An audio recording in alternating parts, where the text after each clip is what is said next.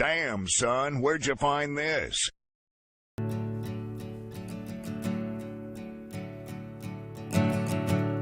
There's a dance hall there where the sick folks go, like the olden days on the Barbary Coast. There's a barefoot child, she's playing in the rain.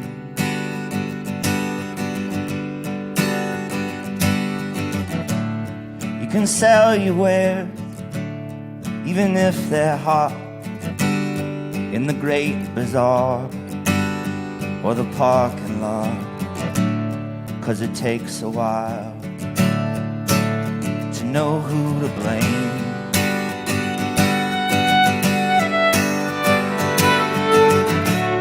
I might have a taste, 'cause the first one's free, and the checkout girl got a thing for me, and they're both as sweet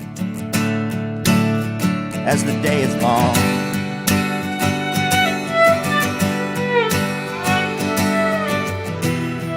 I don't wanna feel stuck, baby.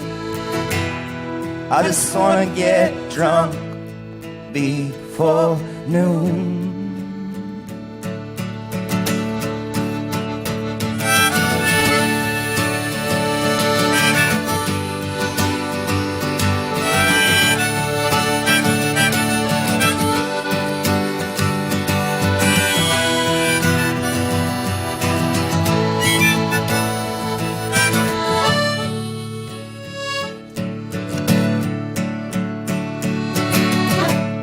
I don't mind my head when there's room to dream.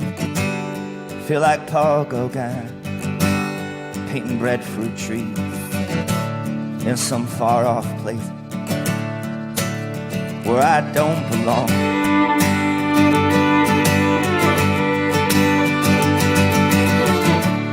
Tried to lose myself in the primitive, in Yosemite, like John Muir did, but his eyes were blue,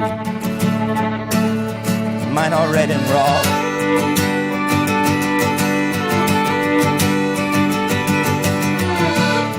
In the modern world, that's a sight to see. It's a stimulant, it's pornography. It takes all my will now not to turn it off.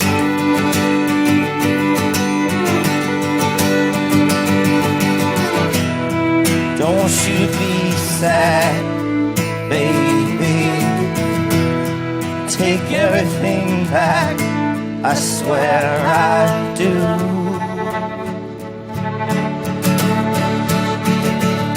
Cause once all the friends I had have used me up and left, I bet you hang around, I bet you hang around a while.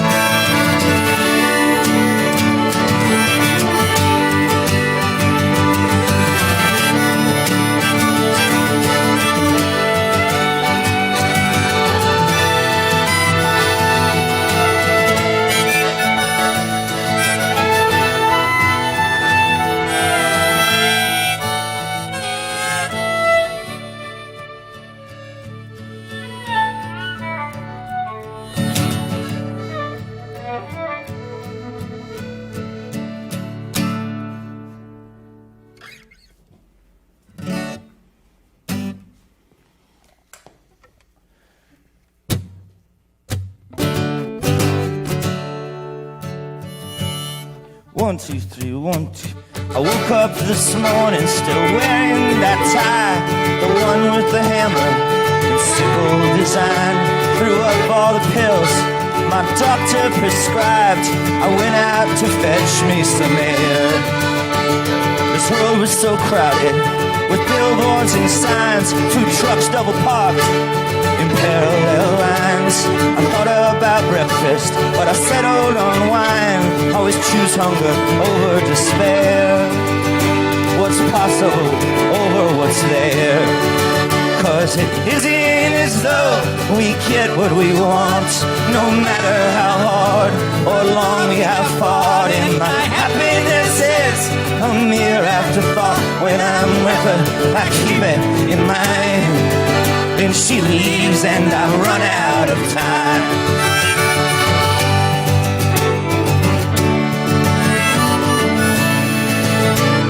I sat down today in the high barber's chair to hear the town gossip and clean up my hair.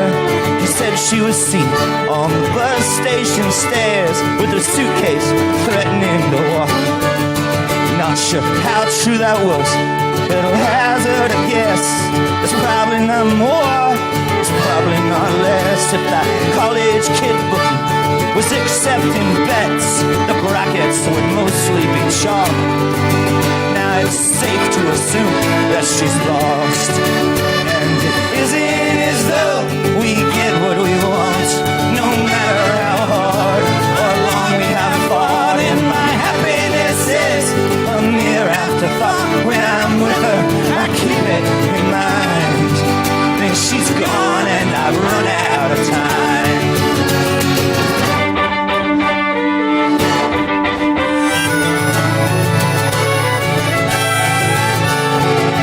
Be concerned with the state that I'm in at the height of the scandal.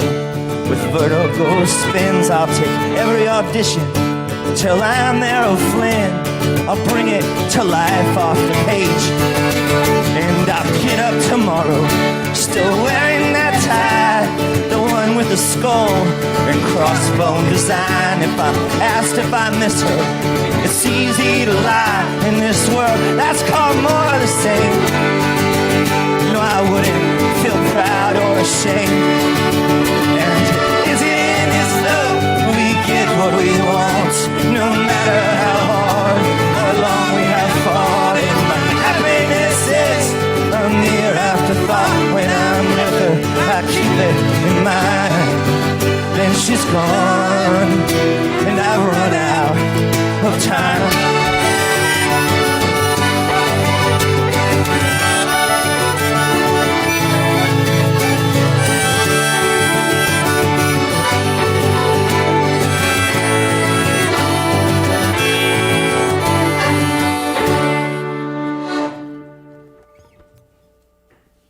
It's Conor Oberst live here on 90.3 KEXP, streaming all over the world at KEXP.org. My name is Troy Nelson, and it is a pleasure to have all of you. Thank you for taking the time and stopping by the KEXP studios. Thanks, Troy. Thanks for having us. Absolutely. And is this your first time to the new KEXP home? It is. It's beautiful. It's a little different, huh? How long have you all been in here? Just a little over a year now. So nice. Yeah, I'm actually finally feeling like we're getting settled in. It takes some time because this is a huge change, as you know. Yeah, I remember the old spot. Mm-hmm. Yeah, I sent a bunch of faxes and printed a bunch of stuff out.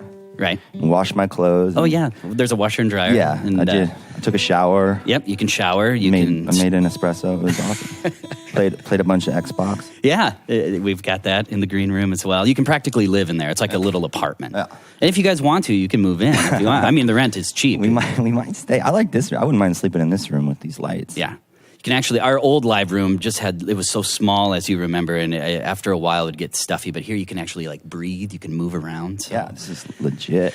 Awesome. So a lot of these songs, or all these songs on the latest album, Salutations, which Salutations is sort of a reworking of some of the songs from your previous record, Ruminations, is that correct? That is. So did the songs start out as they were on Ruminations, very minimal, kind of just you and a piano, and then you added the instrumentation like this to them? Exactly, yeah. So, yeah, they were all written just either piano or guitar, and recorded Ruminations as basically the demos to give to, these guys are in a band called the Felice Brothers, and they recorded on the record with me, so to give to them, and this guy, Jim Keltner, who's a great, amazing drummer who co-produced the record with me, Salutations, but I made the original recordings just to share with them, and then None Such, the label I'm on, kind of convinced me to put out basically the demos first.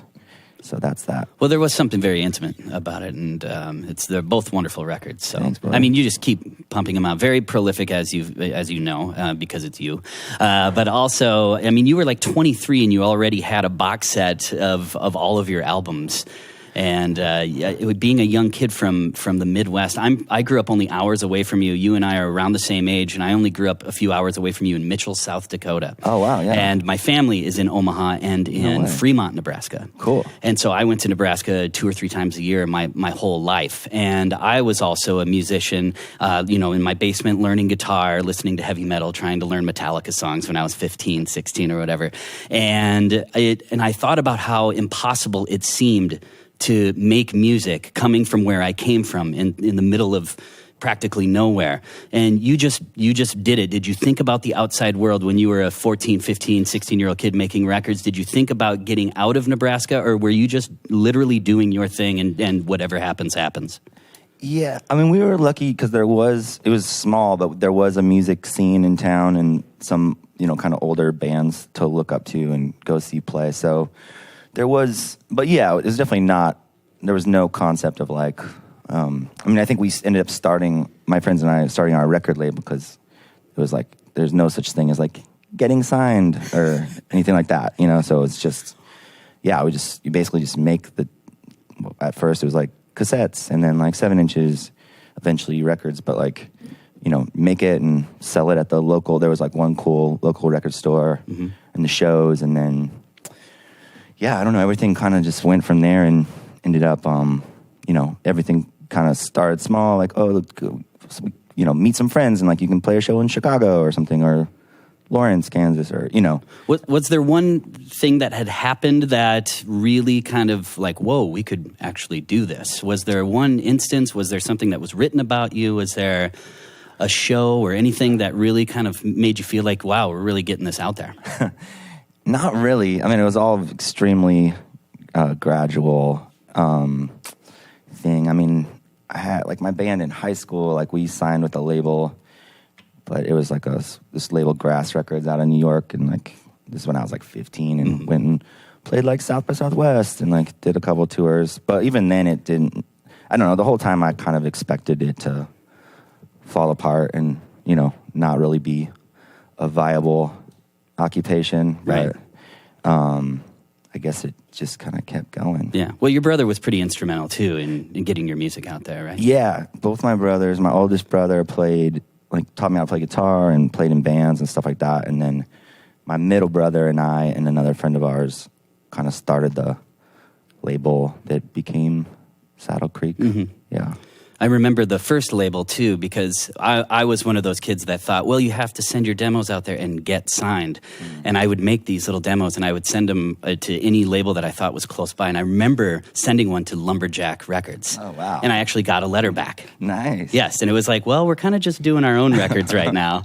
That's incredible. Yeah, I still have it. I wish that I could have brought it. It's at my parents' place in South Dakota, but it was a handwritten letter. I don't know if it was from your brother or whoever it might have been, but I have it, Lumberjack Records. That's so cool. Yeah, it's crazy. But thank you once again, Conor, for stopping by. Very nice to finally meet you. Yeah, absolutely. Nice meeting you. Yes, and so a couple more. I know that I and the listeners would love to hear it. Yeah, I'm going to grab this capo real quick. Yep, grabbing a capo and going to launch into a couple more songs here. Conor Oberst live here on 90.3 KEXP, Seattle.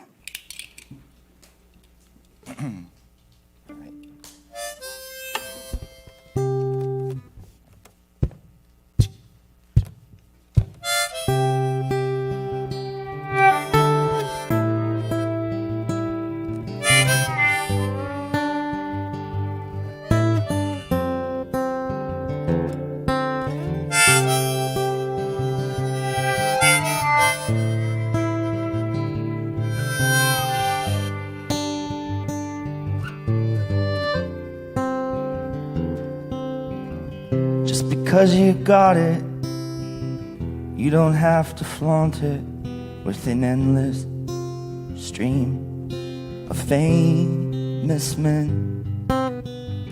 Pretty as a portrait, look like Mamah Borthwick on that shining brow of Taliesin. Someone might try and burn it down, so you'll have to put the fire out. It's a fortune spent, but that's irrelevant to build something that's sacred till the end.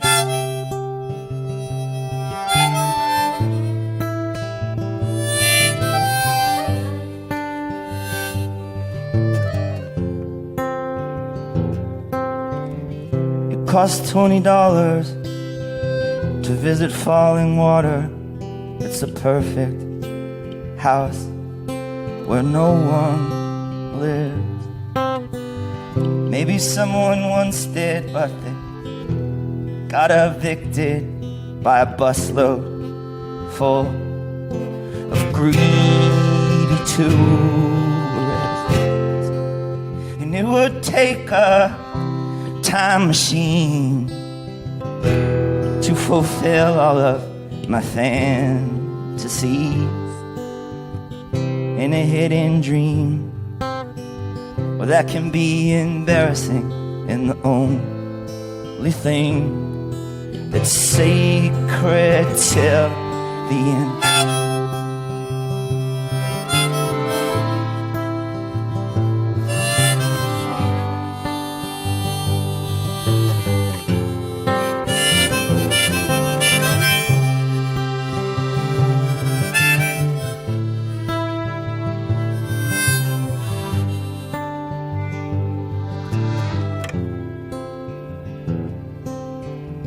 Every time I tempt fate, there's a major earthquake.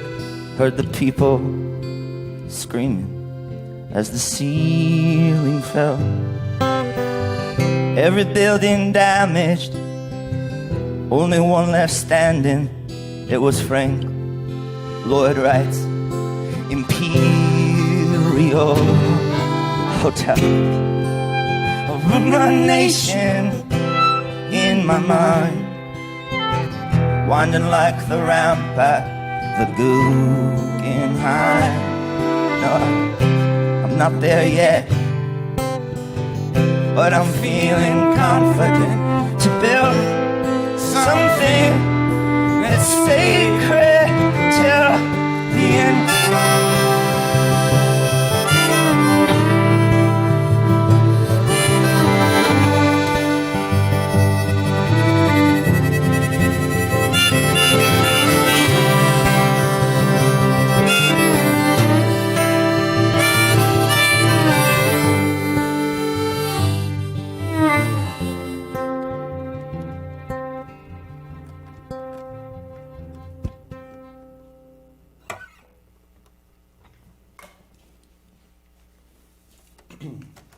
Gonna move over to the piano here.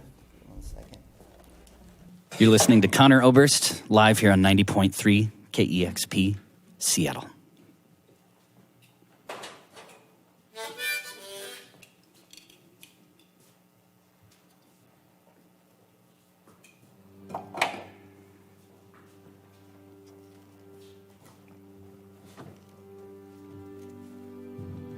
Check. All right. Well, rise and shine, get out of bed, get ready for the day. Get a coffee from the deli, walk the riverbank. Be careful with your headphones on when you cross the FDR. You don't want to be a casualty before you make it to the bar. And hide your shakes, your worried face, just sit down in the back. All your friends got here ahead of you, and night is falling fast. Oh, you don't want to say it, so you're thinking it out loud. Some things we lost are never to be found. But if you're gonna talk like that, at least buy another round. We can keep drinking till St. Dymphna kicks us out.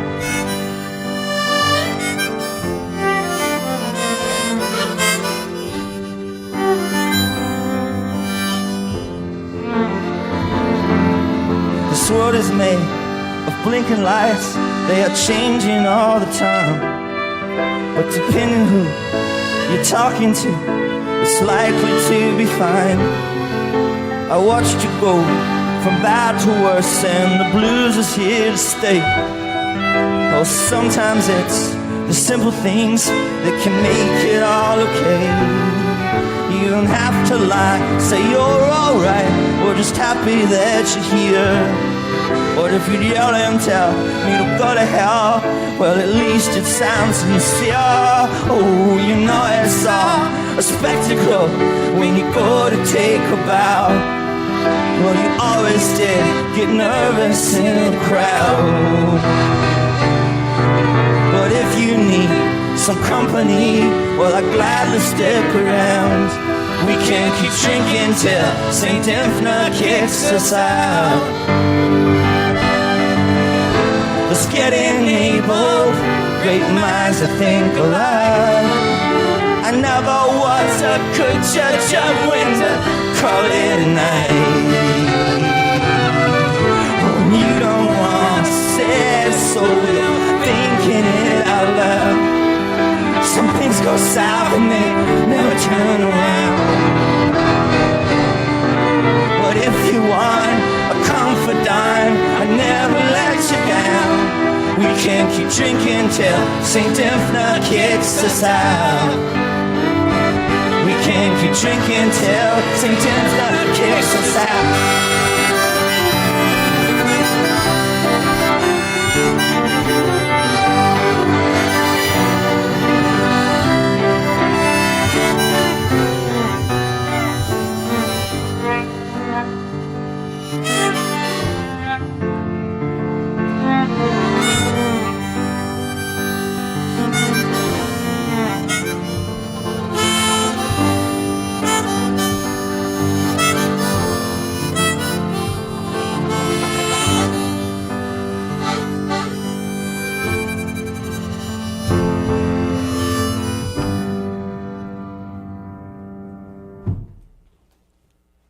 Conor Oberst live here on 90.3 KEXP Seattle, and that is Till St. Dymphna kicks us out. And also before that, Mamah Borthwick, both from Salutations. Not only a great album standing alone, but also a great companion record to Ruminations as well. I like to listen to both of them. So thank you so much for stopping by. Thanks, Troy. Thanks for having us. Absolutely. Conor Oberst playing the Fisher Green stage at the Bumbershoot Music Festival. That is happening tonight, and then tomorrow for all of our listeners in Portland, playing the Oregon Zoo Amphitheater.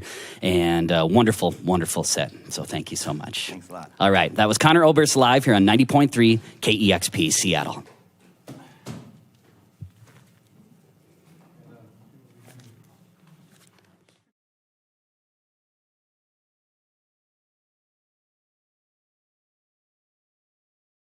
Discover new music at listenerpoweredkexp.org. Damn, son, where'd you find this?